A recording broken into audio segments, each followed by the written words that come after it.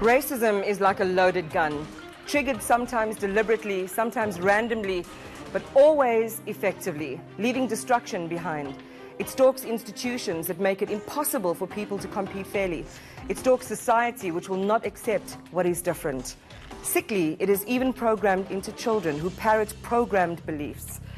What is its root in our country whose history still stalks us? A history of invasion, dispossession, pain and division, and a promise of true democracy and the experience of real freedom. It's like we're all standing outside Babel, speaking in different tongues, unheard, not understood by each other. And tonight we hope to find a way that lily pads us out of shouting and finger pointing, onto a plateau of understanding, reason, and a pathway to justice. Too much expectation for 30 minutes perhaps, but we must try, because our country depends on it, because our lives depend on it. Good evening, I'm Madam Speaker, and tonight we ask, can South Africa be exorcised of racism? My guests are social analyst and researcher Tessa Dooms, Ernst Roets from Lobby Group, from Afrikaner Rights Group AfriForum, our jury, social justice activist and founder and director of L&S L&N Advisors, Lovelyn and Nwadeyi, Professor Melissa Steyn from the Wit Centre of Diversity Studies, from the Kasrada Foundation, Busisiwe and Nkosi, and from the Institute of Race Relations, Gabriel, Crouse. I want to thank all of you for being with us here tonight, and there's only one rule: tear up your speeches and keep it straight to the point. Racism in our country has an adventitious root system, nourished by a history not fully told, in a present that is still maladjusted. It can only be uprooted by justice. Tessa, let's put the first question to you. How do you define racism in South Africa? So racism isn't just about being able to categorize people by race. So it's about systems that say this is what this race means, and this is how we're going to treat someone based on their race.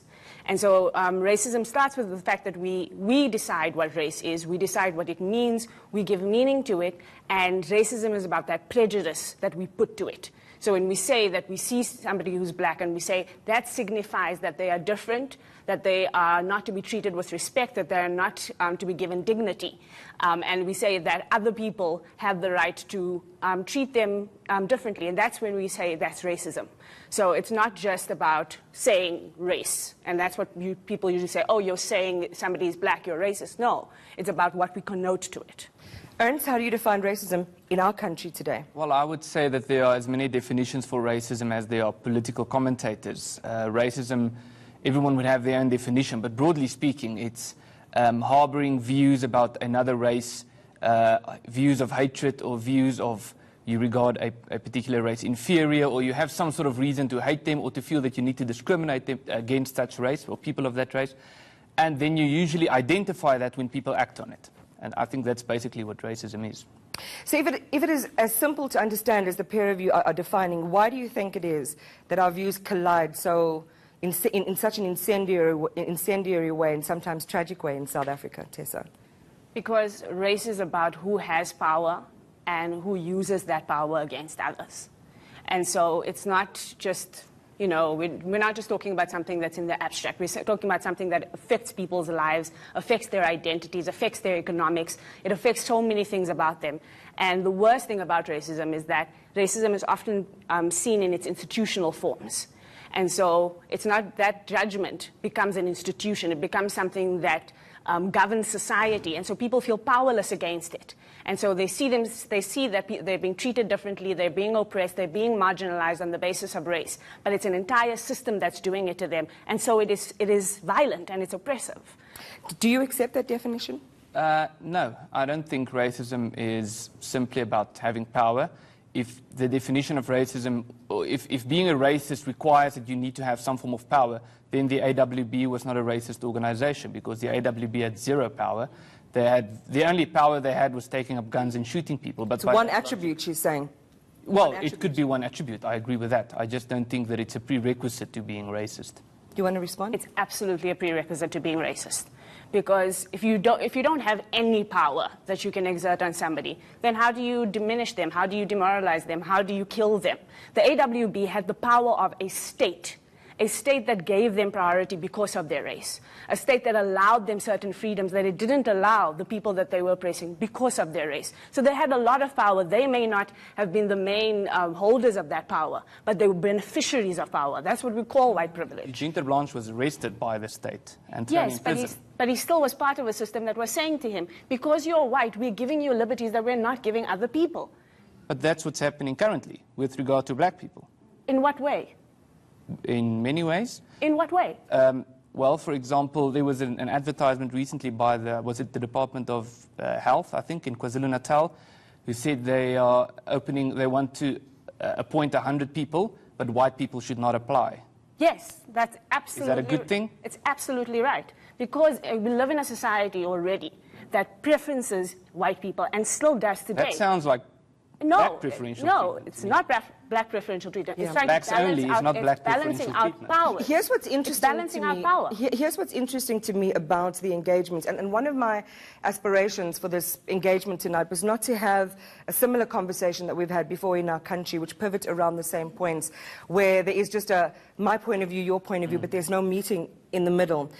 How do you evolve, and I'll put this question to the both of you before we go to break, how do you evolve your perspective, which is singular and dogmatic and seems to have not been changed? I mean, even, if we consider the recent trips that you guys have been on as AfriForum across the world to beat the drum of white genocide. No. That's not true. We have records. The press ombudsman has ruled repeatedly against media institutions who have said this thing. Okay, I'm saying the term, are you saying you've never employed the term white genocide? No, we have actively campaigned against people claiming that there's a genocide. There are Facebook, okay, I'll park that for now, but there are Facebook postings. And the press ombudsman has ruled in our favor. I'm just going to go back to Facebook postings from 2010, 2013 and 2017. The references I can show you, but I don't want us to get stuck in that. What I'm saying is, if we're stuck in our own ideology, how are we ever expected to move to a place that is different? Ultimately, you would argue that you have justice at the core of your cause. Am I correct? Well, our cause is we don't want farmers to get murdered. Only farm workers? Farmers, I mean? No. We want farm murders to stop. That includes farm workers. Yeah, but there is no, again, on the definition, and that's why I'm saying, if we get stuck in our dogma, we're not going to be able to move to a place where we can have understanding. There has been endless research on the phenomenon of farm workers, on the phenomenon of farm murders. It's been documented by people like Africa Check. You can go and have a look on their website, which debunk that idea, because there is no such definition of it in terms of the way crime stats are put together. And we can go on about that. But what I'm trying to say is there a place where you can evolve your own perspective to include the challenge to that notion, to where your dogma can be widened or even suspended? Well, I would say the answer to that is we take a very strong stance of being consistent, and we actively and repeatedly condemn, for example, white racism. You would see many AfriForum press statements condemning white racists. The problem that we have is we are frequently in debate with people or organizations who have a one-dimensional view, who only believe that one group can be racist.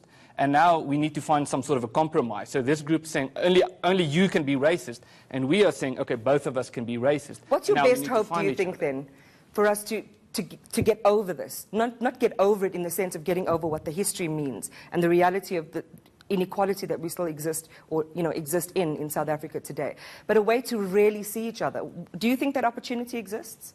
Yes. And how does it? Maybe the answer to your question is a bigger picture answer, not necessarily with regard to racism, but I think it would correlate to the issue of racism. I think the biggest thing that needs to be done is we need to break the entitlement ideology. People believe Tessa, do you want to respond on the entitlement issue? I'm really actually glad that entitlement is the last thing that you said. You cannot tell, especially young black South Africans, that they are entitled when they live in poverty, when they live in degradation, when they're living and this is not just the 24 years history that they are inheriting. They are inheriting hundreds and hundreds of years of history and oppression. And the fact that the ANC government has not done what it needs to do in the last 24 years does not make that history irrelevant. And most importantly, you cannot say to me, I'm entitled, when what has happened is I was told I am entitled to be free, I'm entitled to be educated, and I'm entitled to have a good quality of life. If that's entitlement, sure, I'm entitled. Next, my jury weighs in. This is Madam Speaker.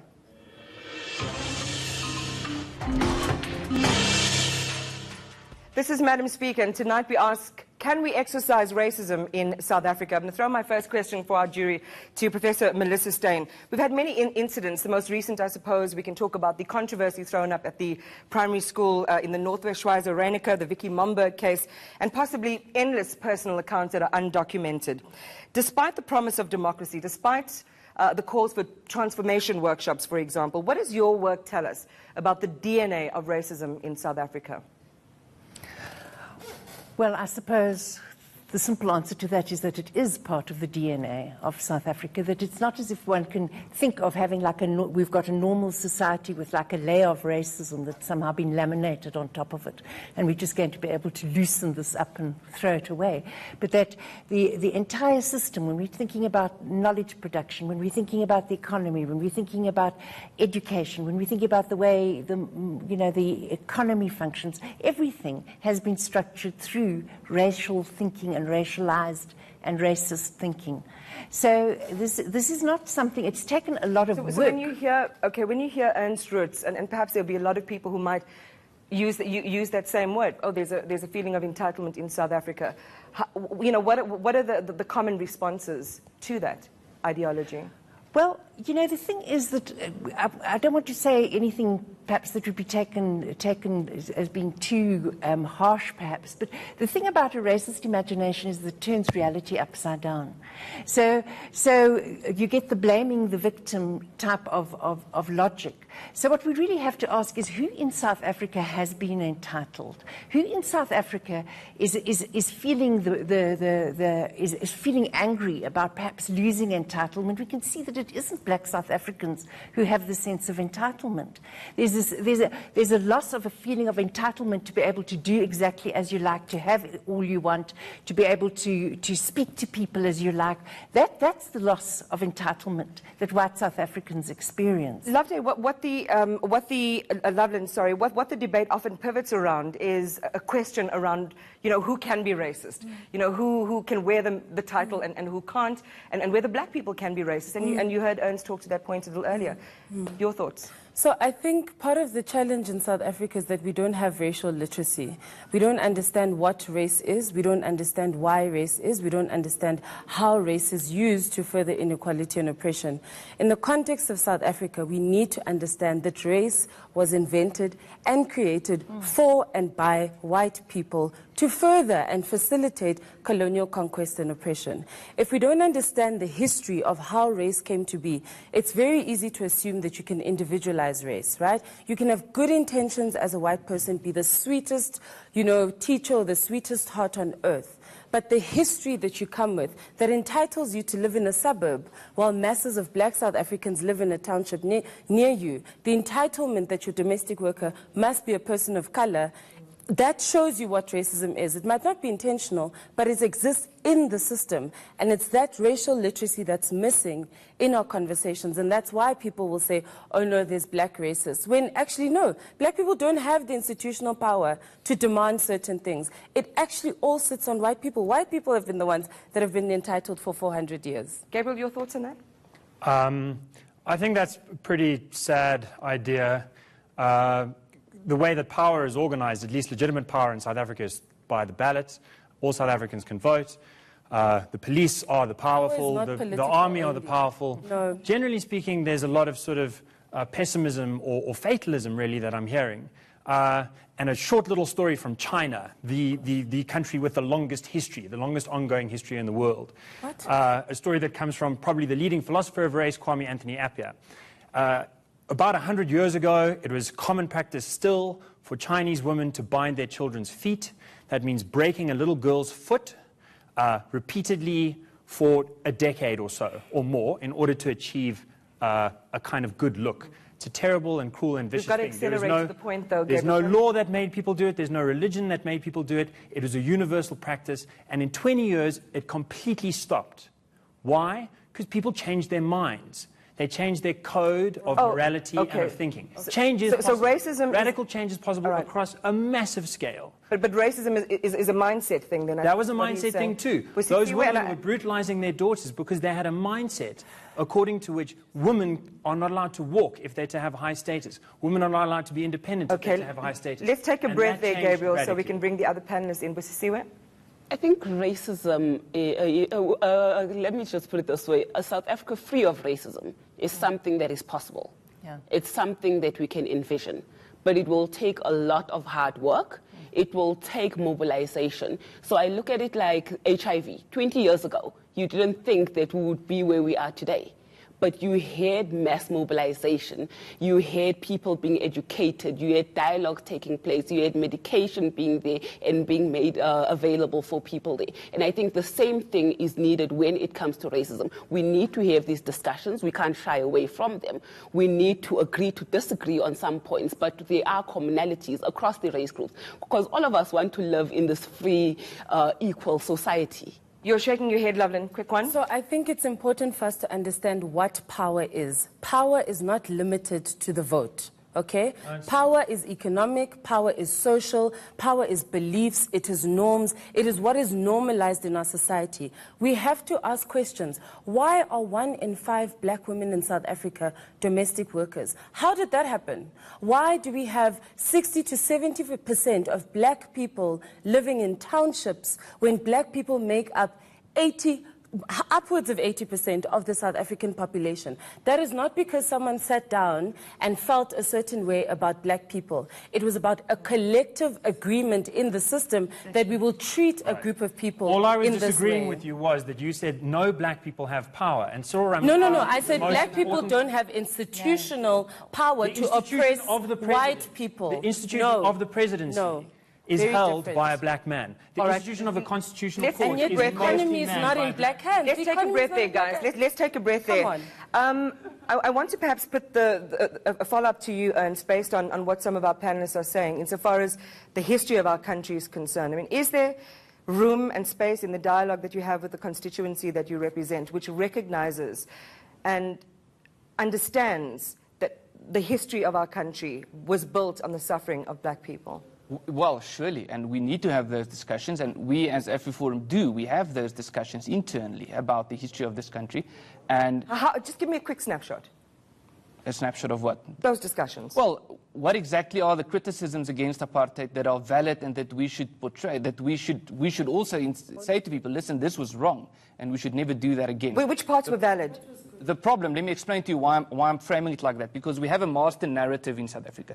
The master narrative is white people came here, they did evil things, whites are oppressors and blacks are victims. And there's a very strong element of truth in that. But there's also different stories in South Africa that would counter that narrative. And let me give you an example. Currently, well, let me give you 2 examples. I was reading... Just one hot one. Okay, then I'll give you the current one. There were studies done about problems in terms of black education currently in South Africa. What are the main reasons why black schools are failing? And none of them have anything to do with white racism. It's teacher absenteeism, it's mismanagement by headmasters, it's lack of... Again, that's to decide that the timeline of... That's to decide that the timeline of our history in our country. Okay, well, can I give you the other example then? It's from Tessa, let's bring you in. The thing to remember is that South Africans might be black, might be the majority of the country, but white is the cultural narrative of our country. Our country and our institutions, the way we do things, even our political system, our judiciary, the ballot, all of these things are constructions that come from whiteness and its history. So you cannot just say, okay, because now you have all conformed to the institutions that we have put in place, now everybody has got power. No, so that power... voting is a white thing? Oh, absolutely, because voting has a history that's rooted in whiteness, in Europeanness, in all sorts of things. Do you vote? I do vote. But isn't that an expression of whiteness then? No, it's not an expression of whiteness. It's me utilizing what is there to do as much as I possibly can to push against systems. So you're voting in order to end the vote, to end whiteness? I didn't say I'm voting to end the vote. But you come across... I am voting to push against any kind of power that I can, and to utilize any kind of power that I can. That's power. I recognize my own privilege. I'm going to hold it to do that. I'm going to hold it on that. I'm going to hold it on that point. When we continue with Madam Speaker, we'll get the closing remarks from all of my guests. Stay with us.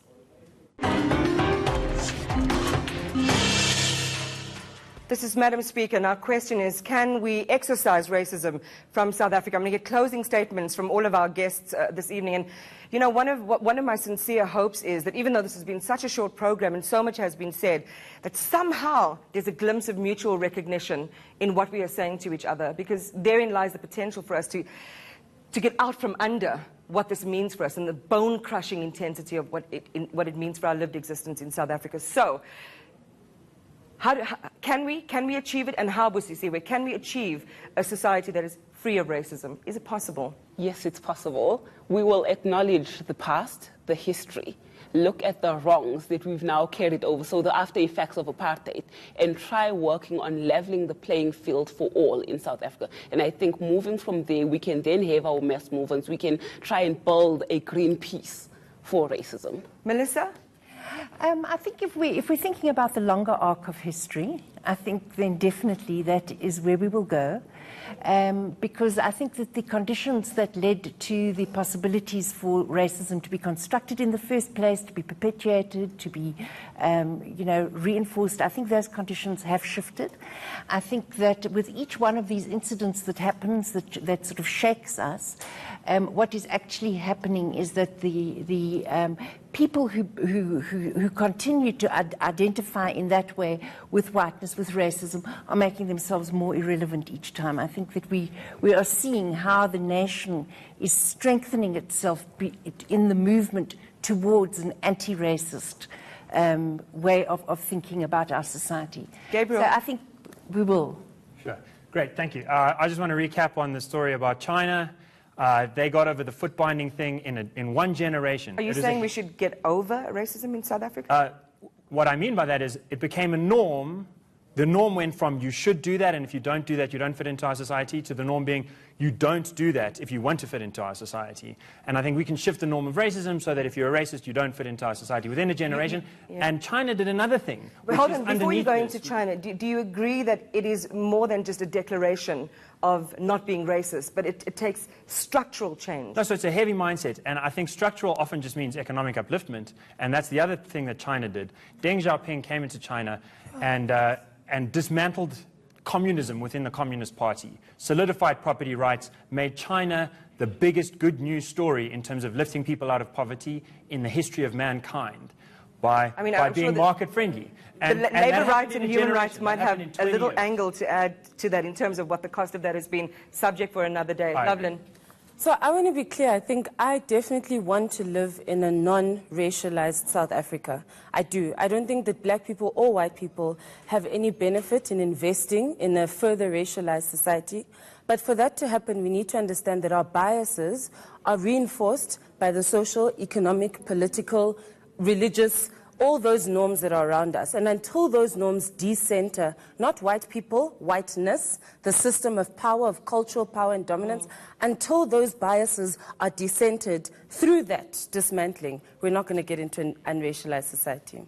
Ernst? Well, I think if it's your belief that it's not possible to be successful or wealthy without having oppressed someone, or it's not possible to be poor without having been robbed, then you do suffer from an ideology of entitlement, and that's what we need to break. We need to start taking responsibility for ourselves. We need to start taking responsibility for the failures in the education system. We need to start freeing up the labour market so that people can start businesses. Those are the solutions that we should be working on, and as a result, racism, the consequence thereof would be that there would be less friction in the country.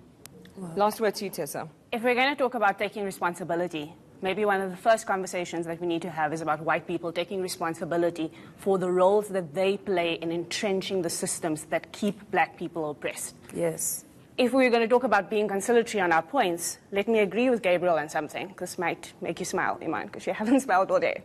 No, I'm quite merciful. No, I'm joking. Go ahead. But the idea that it's going to require systematic change and all of that is exactly true, because it's about the way in which we structure society, norms and values, and that is what needs to change. But norms and values don't change with you sitting in your house and pondering your mind.